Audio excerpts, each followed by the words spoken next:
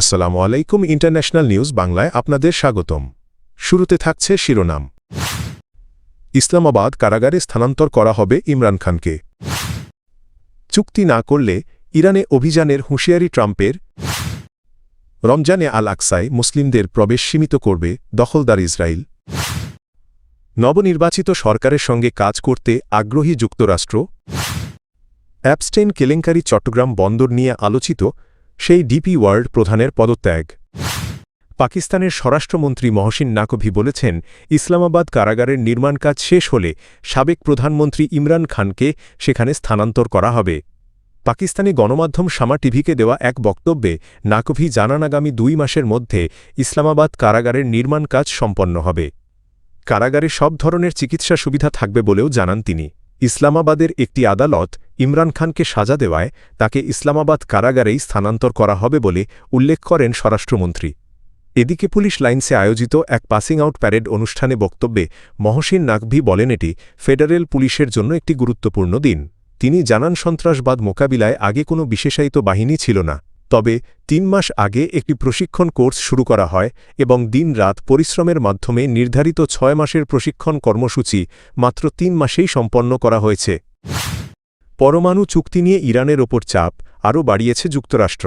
মার্কিন president Donald Trump হুঁশিয়ারি দিয়ে বলেছেন, আগামী মার্চের মধ্যেই তেহরানকে একটি চুক্তিতে আসতে হবে। কূটনৈতিক সমাধান ব্যর্থ হলে সামরিক পদক্ষেপ নেওয়ারও ইঙ্গিত দিয়েছেন তিনি। স্থানীয় সময় শুক্রবার হোয়াইট হাউসে দেওয়া বক্তব্যে ট্রাম্প বলেন, সম্ভাব্য কোনো সামরিক অভিযান আগের তুলনায় আরও কঠোর ও বিধ্বংসী হতে পারে, যা ইরানকে কার্যত অচল করে দিতে সক্ষম। এ সময় তিনি নিশ্চিত করেন, যুক্তরাষ্ট্রের বিমানবাহী রণতরী ইউএসএস জেরাল্ড আর ফোর্ড খুব শিগগিরই ক্যারিবিয়ান অঞ্চল ত্যাগ করে মধ্যপ্রাচ্যের উদ্দেশ্যে যাত্রা করবে। ট্রাম্পের হুঁশিয়ারির প্রেক্ষাপটে সামরিক প্রস্তুতি জোরদার করছে পেন্টাগন।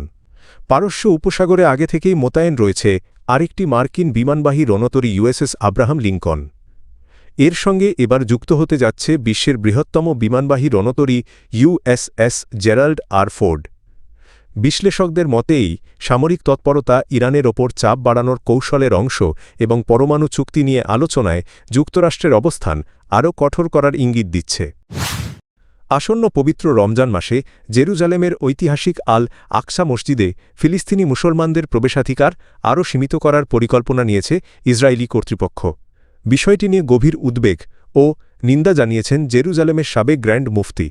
আনাদোলু নিউজ এজেন্সিকে দেওয়া এক সাক্ষাৎকারে জেরুজালেমের সাবেক গ্র্যান্ড মুফতি ও সুপ্রিম ইসলামিক কাউন্সিলের প্রধান শেখ ইকরিমা সাবরি বলেন, রমজান শুরুর প্রাক্কালে আল আকসা মসজিদে ইবাদতকারীদের ওপর কঠোর বিধিনিষেধ আরোপের প্রস্তুতি নিচ্ছে ইসরায়েল।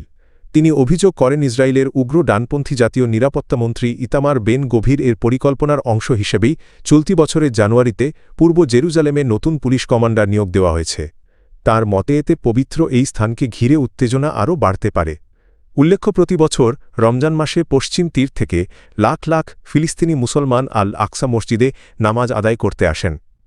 তবে 2023 সালের 7ই অক্টোবর যুদ্ধ শুরুর পর থেকেই সেখানে কঠোর নিরাপত্তা ব্যবস্থা ও সামরিক কড়াকড়ি জারি রয়েছে। বিশ্লেষকদের মতে রমজানকে সামনে রেখে আল আকসা কেন্দ্রিক এই বিধিনিষেধ জেরুজালেম ও আশপাশের এলাকায় নতুন করে উত্তেজনা সৃষ্টি করতে পারে। ত্রয়োদশ জাতীয় সংসদ নির্বাচনে ভূমিধস বিজয় অর্জন করায় বাংলাদেশ জাতীয়তাবাদী দলের বিএনপি চেয়ারম্যান তারেক রহমানকে অভিনন্দন জানিয়েছেন মার্কিন পররাষ্ট্রমন্ত্রী মার্কো রুবিও। শুক্রবার রাতে সামাজিক যোগাযোগ মাধ্যম এক্সে দেওয়া এক পোস্টে মার্কো রুবিও লেখেন, বাংলাদেশ জাতীয়তাবাদী দলনেতা তারেক রহমান এবং বাংলাদেশের জনগণকে তিনি অভিনন্দন জানাচ্ছেন। একই সঙ্গে আঞ্চলিক সমৃদ্ধি ও নিরাপত্তা জোরদারের লক্ষ্যে নবনির্বাচিত সরকারের সঙ্গে কাজ করতে যুক্তরাষ্ট্র আগ্রহী বলেও উল্লেখ করেন তিনি। এর আগে শুক্রবার সকালে ঢাকায় অবস্থিত মার্কিন দূতাবাস তাদের ভেরিফাইড ফেসবুক পেজে দেওয়া এক পোস্টে বিএনপি ও তারেক রহমানকে শুভেচ্ছা জানায়। দূতাবাসের বার্তায় বলা হয়, একটি সফল জাতীয় সংসদ নির্বাচন আয়োজনের জন্য বাংলাদেশের জনগণকে অভিনন্দন। পাশাপাশি বিএনপি ও তারেক রহমানকে ঐতিহাসিক বিজয়ের জন্য শুভেচ্ছা জানিয়ে জানানো হয়, 2 দেশের অভিন্ন সমৃদ্ধি ও নিরাপত্তার লক্ষ্য বাস্তবায়নে যুক্তরাষ্ট্র একসঙ্গে কাজ করতে আগ্রহী। উল্লেখ্য, জাতীয় সংসদ নির্বাচনে নিরঙ্কুশ সংখ্যাগরিষ্ঠতা অর্জনের পর বিএনপির চেয়ারম্যান তারেক রহমানকে যুক্তরাষ্ট্রসহ বিশ্বের বিভিন্ন দেশ ও আন্তর্জাতিক মহল থেকে অভিনন্দন জানানো হচ্ছে। দুবাই ভিত্তিক বন্দর ও লজিস্টিক্স কোম্পানি ডিপি ওয়ার্ল্ডের চেয়ারম্যান ও প্রধান নির্বাহী সুলতান আহমেদ বিন সুলাইম পদত্যাগ করেছেন। দণ্ডিত যৌন অপরাধী জেফরি অ্যাপস্টেইনের সঙ্গে দীর্ঘদিনের ইমেইল যোগাযোগ প্রকাশ্যে আসার পর তিনি সরে দাঁড়ান। শুক্রবার চাপের মুখে সুলাইম পদত্যাগ করেছেন বলে জানিয়েছে ব্রিটিশ সংবাদ মাধ্যম বিবিসি। মার্কিন বিচার বিভাগের প্রকাশিত নতুন নথিতে দেখা যায় 1 দশকেরও বেশি সময় ধরে সুলাইম ও অ্যাপস্টেইনের মধ্যে শত শত ইমেইল আদান প্রদান হয়েছে।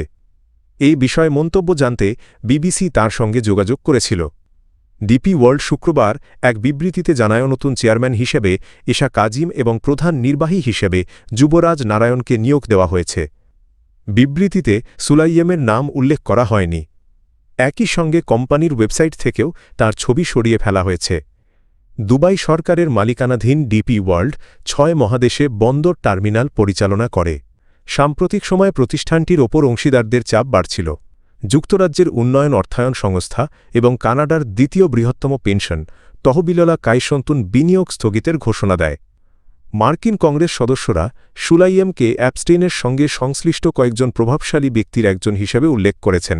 নথিতে ভ্রমণ পরিকল্পনা, ব্যবসায়িক ধারণা এবং অন্যান্য বিষয় নিয়ে দুজনের যোগাযোগের তথ্য উঠে এসেছে। তবে এসব যোগাযোগের মাধ্যমে কোনো অপরাধ সংঘটিত হয়েছে এমন অভিযোগ প্রমাণিত হয়নি।